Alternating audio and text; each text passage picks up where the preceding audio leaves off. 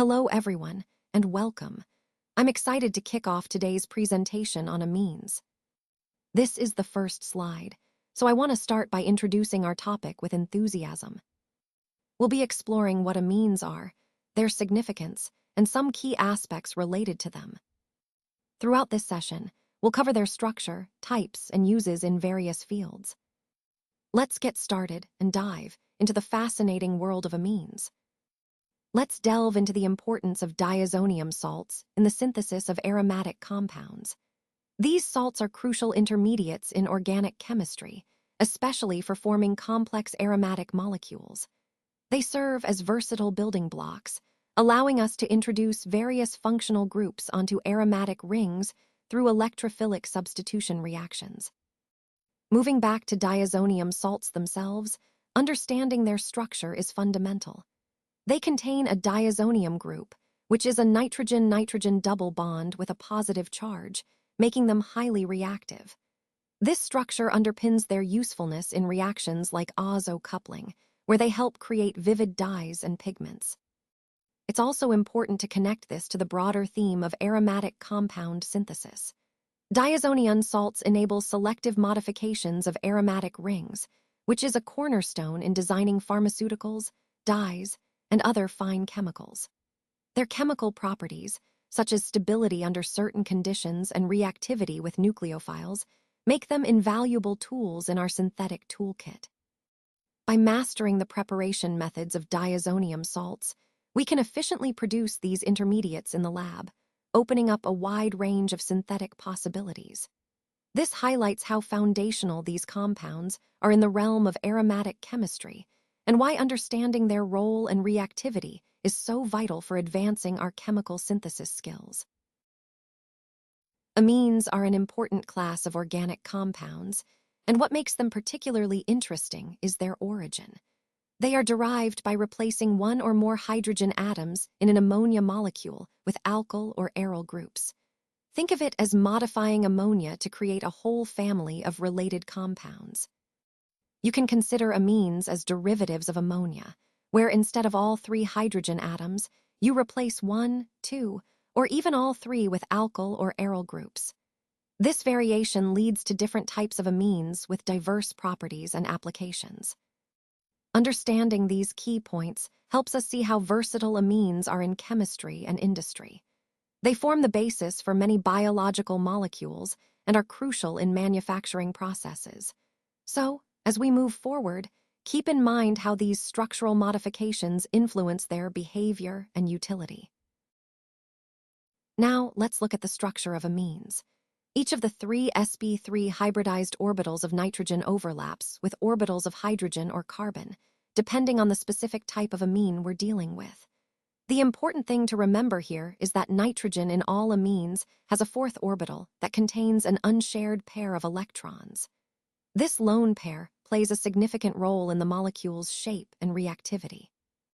Because of this unshared pair, the bond angle between carbon, nitrogen, and the attached group, what we call the C-N-E angle, is actually less than the ideal tetrahedral angle of 109.5 degrees. Just like ammonia, the nitrogen atom in amines is trivalent, meaning it forms three bonds and has that lone pair of electrons. This configuration results in the nitrogen orbitals being sp3 hybridized, which leads to a triagonal pyramidal shape for the molecule. Understanding this structure helps us see why amines have their specific chemical properties and reactivity, linking back to the overall theme of how molecular structure influences behavior. When a hydrogen atom in ammonia or in a primary amine like RNH2 is replaced by an alkyl or aryl group, it results in the formation of a tertiary amine. This is because three groups, including the nitrogen, are now attached to the carbon chain. Now, if two hydrogen atoms are replaced, or if one hydrogen in ammonia is replaced, you get secondary amines, which are called 2O amines. For example, replacing two hydrogens in ammonia or one in RNH2 creates secondary amines, and these can be either simple, with all groups the same, or mixed, with different groups attached. Similarly, if just one hydrogen atom in ammonia is replaced by an R or R group, the resulting compound is a primary amine, or 1,O-amine. Think of RNH2 or RNH2 as the basic building blocks of primary amines. Overall, amines are classified into primary, secondary, and tertiary based on how many hydrogens in ammonia are replaced by alkyl or aryl groups. This classification helps us understand their structure and reactivity better, which is essential as we explore their properties and applications throughout this presentation. Let's take a look at how we name amines, starting with some examples. For instance, H2N, CH2, CH2, and H2 is called ethane 12-diamine. Now in arylamines, the NH2 group is attached directly to a benzene ring. For example, C6H5NH2 is known as aniline in the common naming system, and this is also an accepted IUPAC name. When naming arylamines according to IUPAC rules, we replace the E at the end of aron with amine. So C6H5, NH2 becomes benzenamine. Moving on to the general rules, in the IUPAC system, amines are named as alkanamines, which means we take the name of the alkane and replace the E with amine. For example, CH3NH2 is called methanamine. If there are multiple amino groups attached at different positions on the parent chain, we specify their positions with numbers, and if there are several, we use prefixes like di, tri, and so on before amine. In the common naming system, on the other hand, we name aliphatic amines by prefixing the alkyl group to the word, amine, making one word, like methylamine. And for secondary or tertiary amines, when the same groups are attached, we add prefixes like di or tri before the alkyl group name. These naming conventions are essential because they help us communicate clearly about the structure and number of amino groups in different compounds, fitting into the broader theme of how we systematically name chemical substances. Let's take a look at the relationship between primary, secondary, and tertiary amines. As you can see, the key difference lies in their ability to form hydrogen bonds. Molecules of tertiary amines cannot form hydrogen bonds with each other because they lack the hydrogen attached directly to nitrogen. However, they can still form hydrogen bonds with water or other hydroxylic solvents, which affects their physical properties. Because of this limited hydrogen bonding, tertiary amines generally boil at lower temperatures compared to primary and secondary amines of similar molecular weight. This is an important point because it influences how these compounds behave under different conditions. When we compare the boiling points of isomeric amines, the order typically is primary amines highest, followed by secondary, and then tertiary.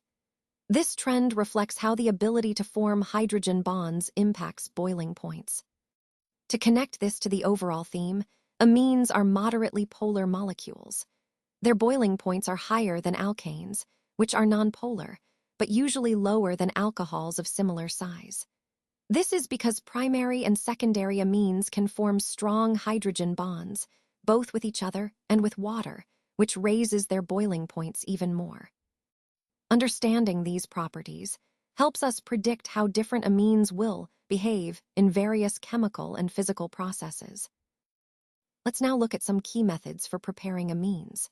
First, we have the Hofmann-bromamide degradation reaction. Hofmann developed this method to synthesize primary amines by treating an amide with bromine in an aqueous or ethanolic sodium hydroxide solution. The interesting part here is that, during this degradation, an alkyl or aryl group migrates from the carbonyl carbon to the nitrogen atom. The result is a primary amine that has one less carbon atom than the original amide. This reaction is quite useful when you want to shorten the carbon chain in a molecule. Next, we have the Gabriel phthalimide synthesis, which is another important route to primary amines. In this method, phthalimide is treated with ethanolic potassium hydroxide to form its potassium salt. When this salt is heated with an alkyl halide, it undergoes nucleophilic substitution. Following this, alkaline hydrolysis releases the primary amine. A key point here is that this method generally does not work for aromatic primary amines, because aryl halides are not reactive enough in nucleophilic substitution reactions. Moving on, reduction reactions also play a vital role. When amides are reduced with lithium aluminium hydride, they produce amines. Similarly, nitriles can be reduced using lithium aluminium hydride or catalytic hydrogenation to give primary amines. This particular reaction is useful for increasing the carbon chain length in the amine series, meaning the resulting amine has one more carbon atom than the starting material. Now, regarding halides, the reactivity order with amines is Ri, Rbr, Rcl. This tells us that iodides are more reactive than bromides, and bromides are more reactive than chlorides in nucleophilic substitution reactions. Let's also touch on aminolysis. While it can produce primary amines, it has some drawbacks, such as giving a mixture of primary, secondary, tertiary amines, and even quaternary ammonium salts. However, if we use a large excess of ammonia, we can primarily obtain the primary amine. The primary amine formed here acts as a nucleophile and can further react with alkyl halides to produce secondary, tertiary, and quaternary ammonium compounds. Finally, aminolysis of nitro compounds involves reacting an alkyl or benzyl halide with ammonia in ethanol. In this process, the halogen atom is replaced by an amino group, which is called aminolysis. This reaction is conducted in a sealed tube at about 373 Kelvin. For reduction of nitro compounds, hydrogen gas in the presence of finely divided nickel, palladium, or platinum, or reduction with metals in an acidic medium, can convert nitro groups into amines. This method also works for reducing nitroalkanes to their corresponding amines. Overall, these various methods give us powerful tools to synthesize primary amines, each suited to different types of starting materials and desired outcomes. Moreover, amines behave as nucleophiles, which means they tend to donate a pair of electrons during reactions. This behavior is mainly because of the presence of an unshared electron pair on the nitrogen atom. The difference in electronegativity between nitrogen and hydrogen also plays a crucial role here. Since nitrogen is less electronegative, it holds onto that electron pair more loosely, making amines quite reactive. Additionally, the number of hydrogen atoms attached to the nitrogen influences how amines react. This is why primary, secondary, and tertiary amines each behave differently in various reactions. The primary amines have 2 hydrogens attached, secondary have 1, and tertiary have none. This variation affects their reactivity and the types of reactions they participate in, which is a key aspect of their chemical properties. Understanding these fundamental points helps us see how amines function in different chemical contexts, tying into the larger theme of their versatile reactivity in organic chemistry. You might notice some discrepancies when trying to interpret the Kb values of amines based on the plus I or I effects of their substituents. Besides the inductive effect, other factors like solvation effects and steric hindrance also influence the basic strength of amines. Remember, a larger Kb value or a smaller pKb indicates a stronger base. Aliphatic amines tend to be stronger bases than ammonia because of the plus I effect of alkyl groups, which increases the electron density on the nitrogen atom. Conversely, aromatic amines are weaker bases than ammonia because of the electron-withdrawing nature of the aryl group. When amines react with mineral acids to form ammonium salts, it clearly shows their basic nature. This is because the nitrogen atom has an unshared pair of electrons, making amines behave as Lewis bases. Understanding their basic character through Kb and pKb values helps us see how they react. For example, amines react with acids like HCl to produce salts. Aniline reacts with HCl to form anilinium chloride. When these salts are treated with a base like NaOH, the original amine is regenerated. It's also important to note that amine salts are soluble in water, but insoluble in organic solvents like ether. This solubility difference is used practically to separate amines from non-basic organic compounds that are insoluble in water. Overall, the basic character of amines is fundamental because it explains many of their reactions and their role in various chemical processes. Let's now look at the order of stability of ions in aqueous solution. We see that CH32NH is more stable than CH3NH2, which in turn is more stable than CH33N, and finally NH3. This order reflects how well these ions are stabilized by solvation. Similarly, for larger alkyl groups, the stability order is C2H52NH greater than C2H53N, which is greater than C2H5NH2, and then NH3. This highlights an important point. The basic strength of alkyl amines in water depends on a subtle interplay of several factors: the inductive effect, solvation effects, and steric hindrance of the alkyl groups. When the alkyl group is small, like CH3, there's minimal steric hindrance, so hydrogen bonding occurs more easily. But as the alkyl group gets larger, such as going from CH3 to C2H5, steric hindrance increases, which can interfere with hydrogen bonding and H-bond formation. This change impacts the basic strength order of these amines. Furthermore, the greater the stability of the substituted ammonium cation, the stronger we expect the corresponding amine base to be. In fact, the order of basicity for aliphatic amines in water is primary greater than secondary, which is greater than tertiary. Interestingly, this is opposite to what the inductive effect alone would suggest. Now, let's consider the extent of hydrogen bonding in water. The stability of ions is also influenced by solvation. Larger ions are less stabilized because they are less effectively solvated. So, in water, the stability order of ions is also connected to their size and how well they can be stabilized by water molecules. We also observe that in the gaseous phase, the order of basicity follows a different trend. Tertiary amines are more basic than secondary, which are more basic than primary, and ammonia comes last. This is because, in the gas phase, solvation doesn't occur, so the electron-donating effects of alkyl groups dominate. To wrap up, alkyl groups are electron-releasing, pushing electrons toward nitrogen, which makes the lone pair more available for bonding with protons. This plus-I effect disperses the positive charge on the ammonium ion, stabilizing it. As a result, alkylamines are generally stronger bases than ammonia, and their basicity increases with the number of alkyl groups attached. In summary, the structure, basicity relationship of amines is governed by these combined effects: inductive, solvation, and sterics, all of which influence their basic strength in different environments. Let's take a closer look at substituted aniline. When electron-releasing groups like OCH3 or CH3 are attached, they tend to increase the basic strength of the molecule. Conversely, electron-withdrawing groups such as NO2, SO3H, COOH, or halogens decrease its basicity.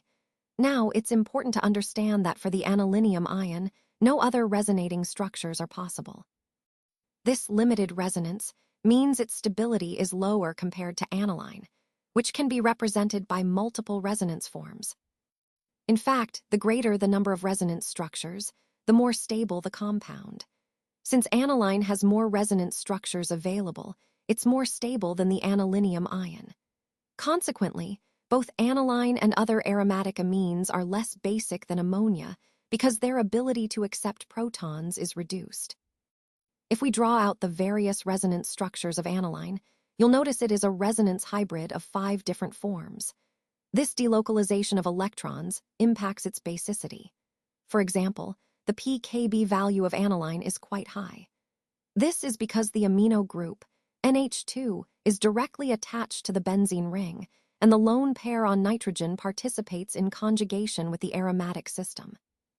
As a result, this lone pair becomes less available for accepting protons, reducing its basic strength.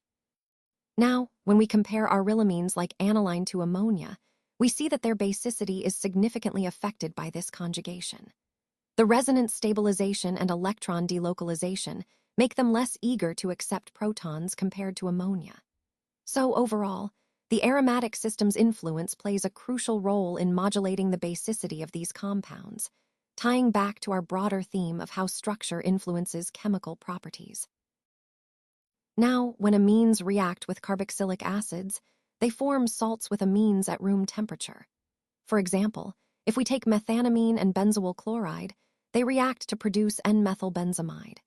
You can see this represented as CH3NH2 reacting with C6H5 cockle to give CH3NHCOC6H5, along with hydrogen chloride as a byproduct. Amines also react specifically with benzoyl chloride, which is C6H5 cocyl. This reaction is called benzylation. The key product here is an amide, formed when the acyl group from benzoyl chloride attaches to the amine. It's important to note that this reaction is carried out in the presence of a base, such as pyridine. The role of this base is to remove the HCl that forms during the process. By doing this, it shifts the equilibrium toward the formation of the amide, making the reaction more efficient. Now, whether we're dealing with aliphatic or aromatic primary and secondary amines, they all react with acid chlorides, anhydrides, and esters through nucleophilic substitution. This process is known as acylation. Essentially, you can think of it as replacing a hydrogen atom on the NH2 or N, H group with an acyl group. So, in summary, acylation is a vital reaction in organic chemistry because it modifies amines into amides by substituting hydrogen with an acyl group, often facilitated by bases that help drive the reaction forward. Now, let's talk about the carbylamine reaction, which is also known as the isocyanide test. When aliphatic or aromatic primary amines are heated with chloroform and ethanolic potassium hydroxide, they undergo a specific reaction.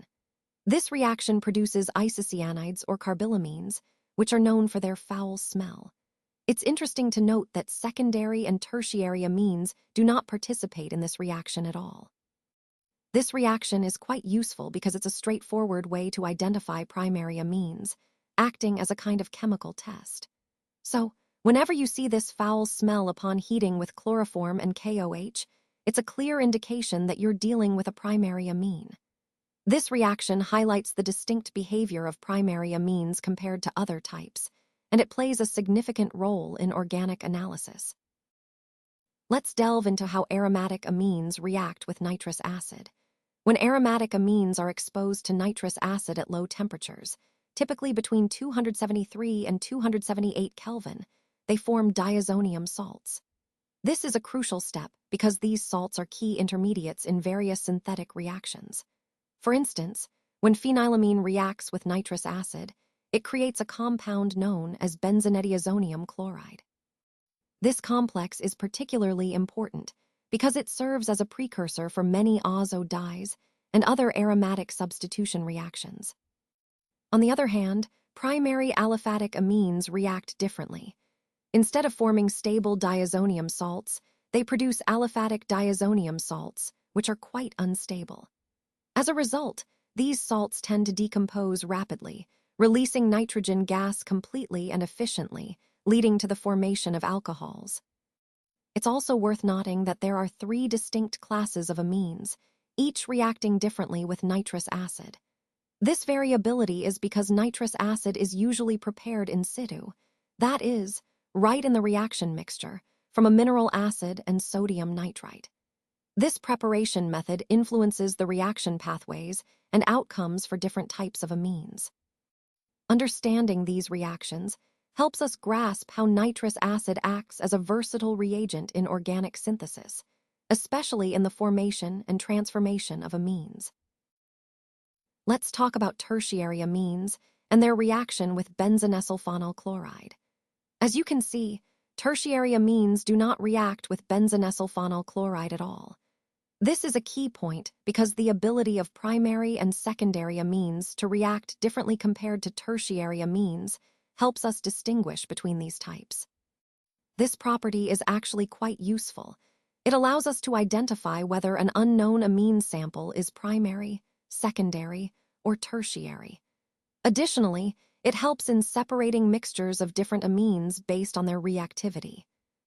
Now, focusing on N,N-diethylbenzene sulfonamide, since it doesn't have any hydrogen attached to the nitrogen, it isn't acidic. Because of that, it doesn't dissolve in alkali solutions.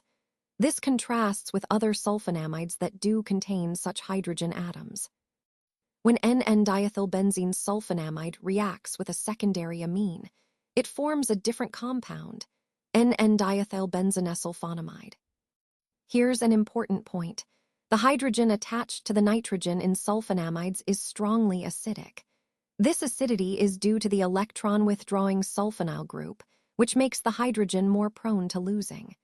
As a result, these sulfonamides are soluble in alkali solutions. Finally, when benzonesylphenyl chloride reacts with a primary amine, it produces N-ethylbenzonesylphenyl amide. And as you may know, benzonesylphenyl chloride, also called Hinsberg's reagent, reacts with both primary and secondary amines to form sulfonamides. This reaction with aryl sulfonyl chloride is a crucial part of our overall strategy for classifying and understanding different types of amines. Let's start by understanding why aniline doesn't typically undergo Friedel-Crafts reactions, such as alkylation and acetylation. This is mainly because it forms a salt with aluminium chloride, which is the Lewis acid catalyst used in these reactions. When aniline reacts with aluminium chloride, the nitrogen atom acquires a positive charge, making it a strong deactivating group for further reactions. Essentially, this salt formation blocks the usual pathways we might expect in Friedel-Crafts chemistry. Moving on to sulfonation, aniline reacts with concentrated sulfuric acid to produce anilinium hydrogensulfate. When this intermediate is heated with sulfuric acid at temperatures around 453 to 473 Kelvin, it yields para-aminobenzonesylphonic acid, commonly known as sulfonylic acid. This is actually the major product in this reaction pathway. But here's an interesting twist. By protecting the amino group, NH2, through acetylation with acetic anhydride, we can actually control subsequent reactions like nitration. This protection helps us steer the reaction toward the desired p-nitro derivative, making it the major product, rather than a mixture. Now, regarding nitration, direct nitration of aniline usually results in a mixture of products, including Tari oxidation products, which are undesirable. Plus, because aniline in strongly acidic medium becomes protonated to form the anilinium ion, it tends to direct nitration to the meta position. That's why we see not only ortho and para derivatives, but also a significant amount of meta products. This relates to the fact that the lone pair electrons on the nitrogen are less available for resonance donation to the benzene ring when protonated, which diminishes the activating effect of the amino group. Conversely, when we protect the amino group as acetanilide, the lone pair on nitrogen interacts with the oxygen atom through resonance, reducing the activating influence. Because aromatic amines like aniline are highly reactive, electrophilic substitution tends to occur predominantly at the ortho and para positions. To achieve selective substitution, we often protect the amino group with acetylation, carry out the desired substitution, and then hydrolyze back to the amine. Finally, let's look at bromination. When aniline reacts with bromine water at room temperature, it produces a white precipitate of 2,4,6-tribromonoline. This occurs because the ortho and para positions relative to the amino group are highly electron-rich, making them the preferred sites for electrophilic attack. The amino group is both ortho and para-directing and acts as a powerful activating group in these reactions. Let's explore diazonium salts today. Primary aliphatic amines tend to form highly unstable alkyl diazonium salts, which quickly decompose. In contrast, primary aromatic amines can form aronediazonium salts, which are relatively more stable, though only for a short time and only at low temperatures, around 273 to 278 Kelvin. The key reason for this limited stability lies in resonance stabilization of the aronediazonium ion, which spreads out the positive charge over the aromatic ring.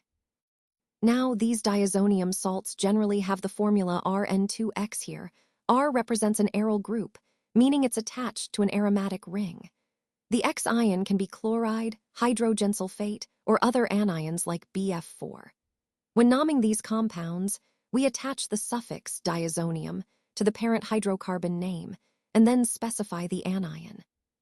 For example, C6H5-NaCl is called benzonediazonium chloride, and C6H5N2 plus HSO4 is known as benzonediazonium hydrogen sulfate.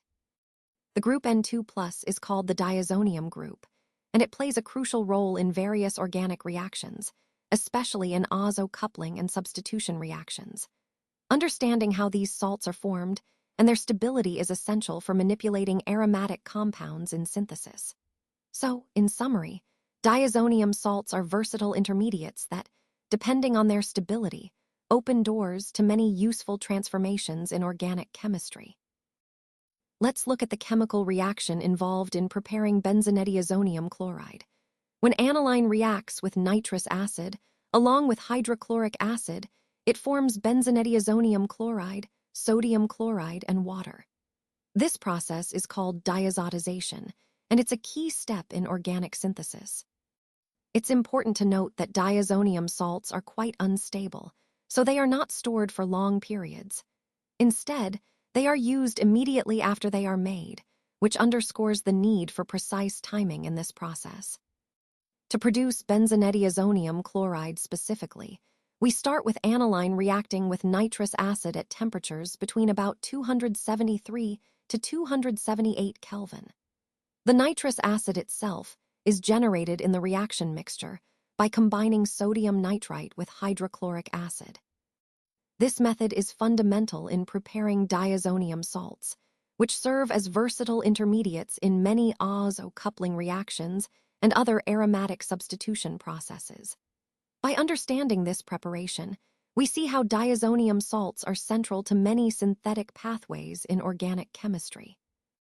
Benzonediazonium chloride is a colorless crystalline solid, and one of its key features is that it is readily soluble in water. This solubility makes it quite versatile for various chemical reactions. It's stable at lower temperatures, so when it's kept cold, it remains unchanged. However, if you warm it up, it does react with water, which is an important consideration in handling and storage. Additionally, in its dry state, benzonediazonium chloride decomposes quite easily, so it needs to be stored carefully to prevent breakdown. On the other hand, benzonediazonium fluoroborate behaves quite differently.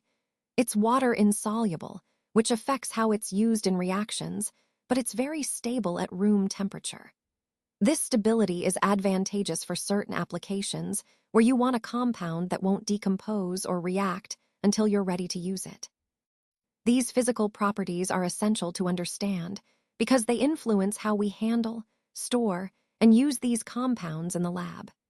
Recognizing the differences between these diazonium salts helps us choose the right one for specific synthetic procedures, aligning with our overall goal of efficient and safe chemical synthesis.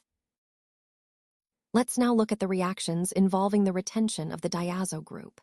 These reactions keep the diazo functionality intact, which means the diazo group remains attached to the aromatic ring after the reaction. This is important because it allows us to use the diazo group as a handle for further transformations. On the other hand, we also have reactions involving the displacement of nitrogen. In these cases, the nitrogen atom is replaced, leading to different types of substitution reactions. Overall, the reactions of diazonium salts can be broadly divided into two categories: those that involve retaining the diazo group and those that involve replacing the nitrogen. Understanding these categories helps us predict how diazonium salts will behave in various chemical reactions, which is essential for designing targeted synthesis pathways. When we look at the replacement of the diazonium group, one common pathway involves the NO2 group. If we heat diazonium fluoroborate with an aqueous sodium nitrite solution in the presence of copper, the diazonium group is effectively replaced by the NO2 group. This is a useful method for introducing nitro groups onto aromatic rings. Another interesting transformation occurs when the temperature of the diazonium salt solution is allowed to rise up to about 283 Kelvin. Under these conditions, the salt hydrolyzes to produce phenol, which is a very important reaction in aromatic chemistry. Now, moving on to reduction reactions, certain mild reducing agents like hypophosphorus acid or ethanol can reduce diazonium salts to the corresponding aroms. During this process, the reducing agents themselves are oxidized, hypophosphorus acid to phosphorus acid, and ethanol to ethanal. This is a handy approach for converting diazonium salts back to simpler aromatic compounds. Next, let's consider the replacement by fluoride ions. When you treat aronediazonium chloride with fluoroboric acid, a compound called aryl diazonium fluoroborate precipitates out. Upon heating, this compound decomposes to give you aryl fluoride, which is a valuable method for introducing fluorine into aromatic systems. Similarly, if you want to introduce iodine, you can treat the diazonium salt solution with potassium iodide. This reaction results in the formation of iodobenzene. Direct introduction of iodine onto benzene can be tricky, but this approach works well. You can also introduce chlorine or bromine into the ring. By treating the diazonium salt with the corresponding halogen acid in the presence of copper powder, you carry out what's known as the Gattermann reaction. Interestingly, the yield from the Sandmeyer reaction, which uses copper salts to carry out these halogenations, is generally better than from the Gattermann reaction. Lastly, the same concept applies to adding halides like chloride, bromide, or even cyanide ions.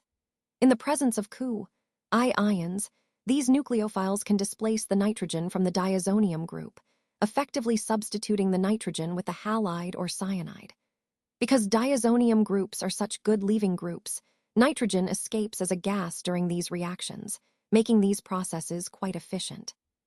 So overall, the key takeaway is that diazonium groups are highly versatile.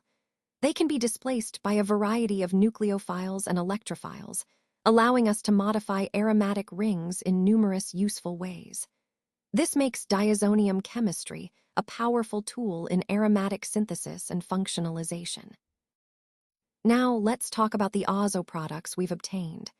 These compounds have a fascinating extended conjugate system, with both aromatic rings connected through the N=N bond. This conjugation is key because it gives these molecules their vibrant colors, making them useful as dyes. For example, when benzene diazonium chloride reacts with phenol, the phenol molecule at its para position couples with the diazonium salt, forming p-hydroxyazobenzene. This process is called a coupling reaction, which is a type of reaction where two molecules join together while retaining the diazo group. Similarly, if diazonium salt reacts with aniline, the result is p-aminozobenzene. This is a classic example of an electrophilic substitution reaction, where the diazonium salt acts as the electrophile, and the aromatic ring of aniline undergoes substitution at the para position.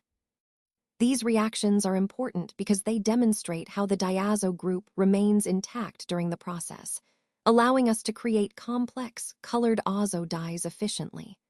They also highlight the broader concept of coupling reactions in aromatic chemistry, which are fundamental in dye synthesis and many other organic transformations. And that brings us to the end of our discussion. As we've seen, aryl fluorides and iodides are quite challenging to prepare through direct halogenation methods. Similarly, introducing a cyano group directly via nucleophilic substitution in chlorobenzene isn't feasible. However, cyanobenzene can be easily obtained from diazonium salts, which shows us the power of this approach. The key takeaway here is that replacing the diazo group with other groups is a very useful strategy. It allows us to synthesize various substituted aromatic compounds that would otherwise be difficult or impossible to prepare through direct substitution on benzene or substituted benzene rings. From the reactions we've discussed, it's clear that diazonium salts are incredibly versatile intermediates. They enable us to introduce a wide range of functional groups, such as fluorine, chlorine, bromine, iodine, cyano, hydroxyl, and nitro groups, into aromatic rings efficiently. This highlights the overall importance of diazonium salts in aromatic synthesis, serving as a crucial tool for modifying aromatic compounds in a controlled and predictable way.